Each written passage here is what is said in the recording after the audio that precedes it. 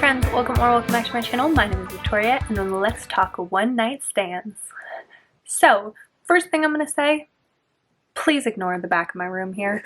It's a mess. Second, I'm going to readjust this camera a little bit, so it's a little bit more this way. Is that lighting a little better? I hope so. Anyway, we're at my desk because I didn't feel like setting up my whole filming location over there.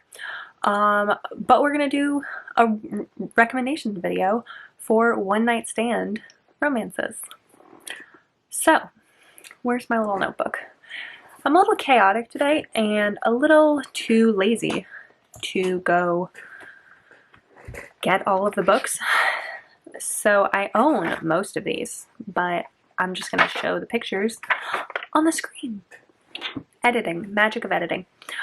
So these romances are all going to be ones that start where the relationship starts with a one night stand. So the characters are not looking to get together when it first starts, if that makes sense. So I have a couple to share with you. The first one that I'm going to mention is Reckless Miles by Claire Kingsley. This is a small town romance where the heroine is in the small town to get married to her fiance. When her fiance leaves her at the altar to run away to get married in Vegas with the heroine's cousin. And the heroine is a virgin. She is very always done the right thing. She doesn't drink. She doesn't do anything bad. And she's like, this has got me nowhere. All I wanted to do was get married to this guy, but he left me. And so what am I going to do instead? I'm not going to cry in my room. I'm going to go to the bar. I'm going to get drunk and I'm going to lose my virginity. So she heads to the bar and she meets this guy there who, his name is Cooper. And he is ridiculous. He is one of those like unfiltered, silly heroes who just like doesn't take everything seriously, and he's a little scattered and he talks very like informally. And he's just fun. He's just fun. And the heroine is basically like, yo, wanna have sex? And the hero's like, hells yeah, I do. So they go back to her hotel room and she loses her virginity and they end up clicking really well. And the hero is like, why don't you stay with me on what was supposed to be your honeymoon? Like, you have the time off from work anyway, so just stay. Don't go back and deal with all the drama of the fact that you got left at the altar. Just stay with me. And he calls it a Cooper moon instead of a honeymoon. And so the heroine moves into this little cottage on his family's vineyard, and I'll make you have a lot of fun. Like, let you break out of your shell like you have never done before. And the two of them end up working together so well. The hero, like I said, is super unfiltered, doesn't take a lot of things seriously, but he's also incredibly scatterbrained. And so he'll like go off on these tangents and you like don't understand how he got to those things or what he's trying to say. And even his family has a hard time with it. But the heroine is able to understand everything he says and what he means and how, like, get him. They just get each other. And it's so cute, and they work together so well. They balance each other out and give each other the opportunity to have more fun or to be more serious, and it's very cute. The next one that I'm going to recommend is one that I'm sure a lot of people have read, but if you haven't, you need to pick it up, and that is The Takeover by T.L. Swan. This one is a single mother romance. She has 3 sons. The heroine owns this, her late husband, her husband has passed away, and her late husband owned this company, and she is very much struggling to keep it alive, now that he has passed. She's struggling with it, but she is determined to keep it running because her late husband has always wanted to pass it down to their sons, and so when the Tristan Miles, who is one of the head people who run Miles Media, he shows up and offers to buy her dying company from her. She is incredibly offended, and she's like, fuck no, I am not selling. This company is mine, it was my husband's, and it will be my children's. And is just so, absolutely, she's like, absolutely not, I'm not selling. But Tristan is very attractive, and the heroine, whose name I always think is Kate, but I don't think it's Kate, she is very attracted to him. She doesn't want to be, but she is. And so after he leaves, the heroine kind of needs a break. She's just like, she's a single mother, she's got 3 sons, she runs this company, and she's tired.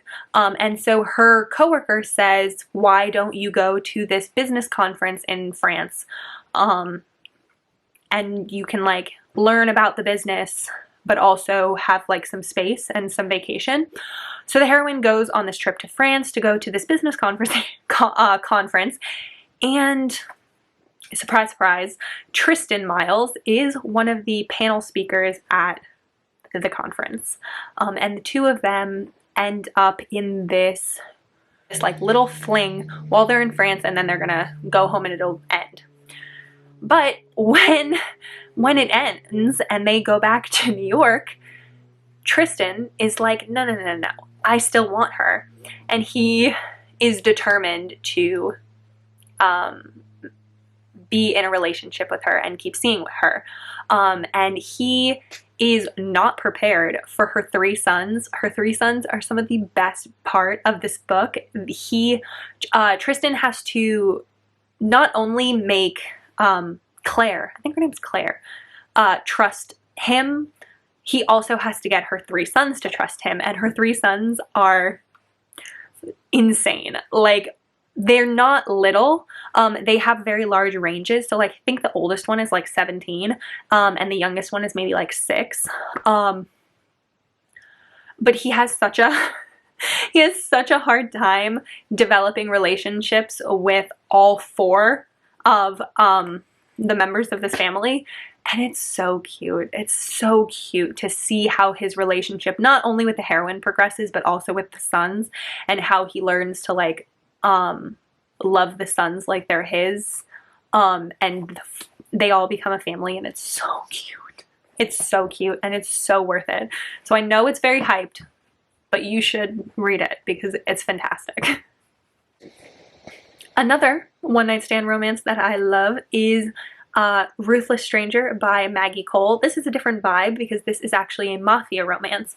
The heroine in this one has recently gotten divorced, and she goes on this like vacation with her girlfriends now that she's divorced. She's like, let's just have fun, I'm divorced, let's celebrate. And she goes on this vacation. I think they go to Vegas with her friends. And while they're there, the heroine is talking to her friends about what her like biggest sexual fantasy would be. And she's talking about how she would want to be blindfolded, and that she wouldn't see them, and that they would just make her like entirely overcome with sensation but not be able to see them. And she's telling this fantasy, this intense sexual fantasy, to all of her friends. And then afterwards, when she goes to the bathroom, this guy comes up to her friends and is like, I can make that happen. I will do that for your friend. And her friends are like really? Like, really? And they set it up so that this guy will fulfill the heroine's sexual fantasy. And it's great. And so they don't actually see each other, the hero and the heroine, but they talk to each other. And so later on, after their Vegas trip is over and the heroine has gone back home, she goes into work, and this guy that is now, I think, her boss shows up, and he is the guy from Vegas. She recognizes his voice immediately, and they have to deal with the fact that they're incredibly attracted to each other. He's in the mafia and that they work together, and it's so interesting. It's really fun, and I really need to continue with the series because I haven't continued with the series, and this one is very, like, it's not too in-depth in mafia, so if you're looking for something that's like not super mafia but still has like mafia elements, this one would be a good one. On a different, very different vibe, Payback by Amy Dawes is another super sexy one-night stand romance. In this one, the heroine's boyfriend of 5 years cheats on her with the heroine's stepsister.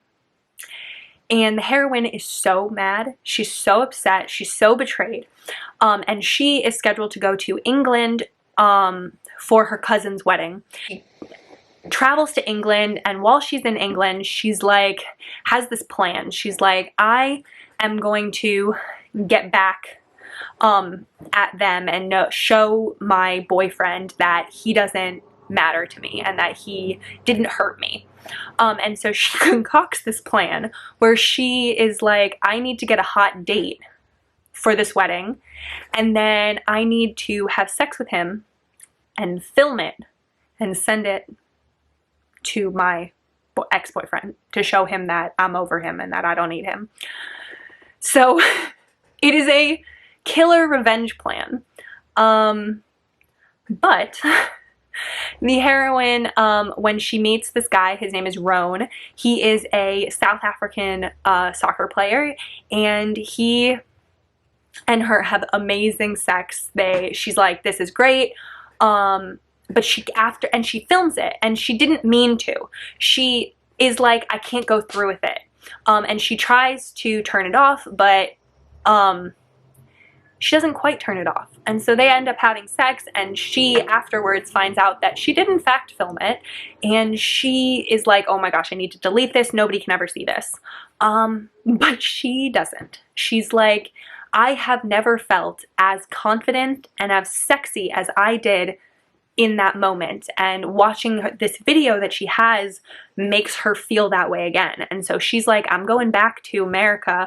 I'm not going to feel this way again. I want this reminder. And so she's like, against her better judgment, she keeps this recording. So when her job transfers her to England and she sees Roan again, she feels so guilty because she still has this video, but is also like super attracted to him still. And they form a relationship and start a relationship. Throughout all of it, the heroine has this dirty secret that she's been hiding because Roan never knew that she filmed them. And it's so good. It's so good. And if you listen to the audiobook, Amy Dawes' audiobooks are fantastic. They're always duet, and the accent for Roan, top notch. Next one that I'm going to recommend is Pattered by Devney Perry. This is the first book, I believe, in the Lark Cove series. This is a small town romance. It takes place in Montana. But at the beginning of this book, the heroine works in a big city, and she works at a hotel bar. And one day, this guy comes into the hotel bar, and they get to chatting, and they have a one-night stand. And the heroine moves back to Montana. And then 7, I believe, years later, the hero, who is very wealthy, and he's part of this very rich family who owns a lot of property, have come to Montana to see if they do want to invest in this property. And the hero runs into this woman that he had this one-night stand with so long ago, and they recognize each other immediately. And the hero also runs into a little 7-year-old girl who looks just like him. And it is drama because the hero is obviously freaked out, and they have to work through him finding out that he's a father, their relationship, because they are still incredibly attracted to each other even after all this time, how that's going to work with him living in, I think, New York City and her in Montana. So it's very interesting. I liked this romance overall, but I will say that this one is one of those ones where I still recommend it, and I still very much liked it, but the communication between the hero and the heroine is a little bit, it's not great. The hero and the heroine do not talk to each other very well. They do not communicate.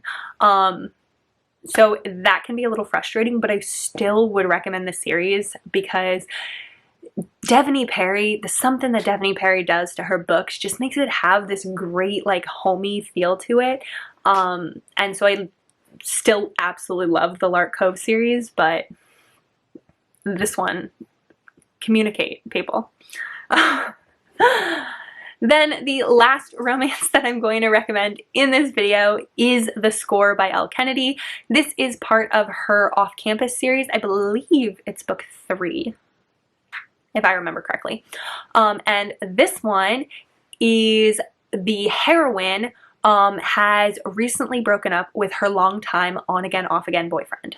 And she needs to stay broken up with him. And she has a bad history of going back to him and, like, always ending up in this on-again, off-again, back and forth thing. But she very much is like, I need to not.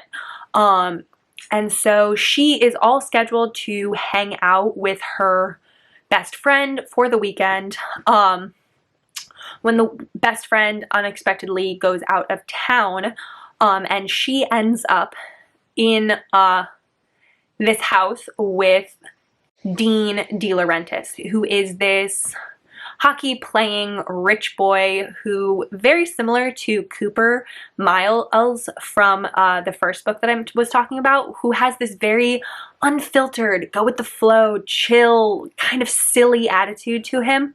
And he and the heroine, who again I believe's name is Allie, they spend the night hanging out with each other, and they end up getting very drunk and hooking up. And Allie very much is like, oh my gosh, that was a mistake, we can't do that again. So the two of them, Dean really breaks down Allie's defenses and, like, gets under her skin because they have this weird connection vibe that they shouldn't really, like, on the outside, like on paper, does not look like they should, like, fit together, but really weirdly do fit together so well. And Allie is a very strong, like, commitment person.